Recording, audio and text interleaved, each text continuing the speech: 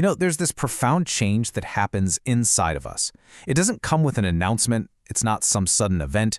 It's a quiet evolution built in the background of our own lives. And then one day, after all that quiet work, it becomes visible, not to the world, but to you. In a moment of stillness, you look inward, and you finally recognize it. You see that a fundamental shift has taken place. The person you were is simply no longer the person you are. And that realization, that's the first real evidence that you've been the architect all along. So the first thing to understand is where this transformation actually happens. It's not in the things you own or the image you try to project. This kind of change isn't defined by the clothes you wear. It's not reflected in the latest piece of tech you hold in your hand. And it's definitely not measured by the lifestyle you put on display for others. No, the change is forged in the one place no one else can see, in the very structure of your thought. And this is the shift. The person you used to be waited for things to happen. The person you are now creates them. You're no longer a spectator in your own life. You start to operate from a new principle, agency. You realize that you have the authority to build your life, and you don't need anyone's permission to do it. It just becomes irrelevant. This newfound agency, it completely changes your relationship with the future. It forces you to redefine what it even means to have clarity. See, clarity isn't about having a perfect map. It's not about knowing all the answers.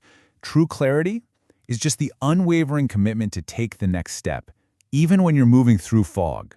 It is a product of action, not of sight. And this commitment to act, it's fueled by a massive change in your core motivation. It all comes from a pivotal shift in the fundamental question you ask yourself. This is the old question. It's all about the external. It puts the opinions of others above your own internal compass. It's a question that's born from fear. And then, the shift happens. Your focus turns 180 degrees away from the crowd and inward, toward yourself. This becomes the new question. It's about accountability. It's about integrity. The only judgment that holds any weight now is your own. This is the moment your identity really begins to lock in. But this identity isn't born in some big dramatic moment. It's forged, slowly, methodically. It's built in the simple repetition of the everyday. You make the transition from the person who thinks about doing things to the person who simply does them. The dreamer observes the world. The doer builds it. And the process itself is not glamorous. There is no big announcement. There's no audience, no applause. There is only the consistent, quiet work you put in each day. And this is how it's built. You break it down to the smallest possible actions. One task completed, one step forward, one decision made that aligns with your own internal code. That is the entire practice. And over time, that daily practice compounds into something you can feel, authentic confidence. It's not something you project, it's something you've earned. And when others notice it, you'll know the truth.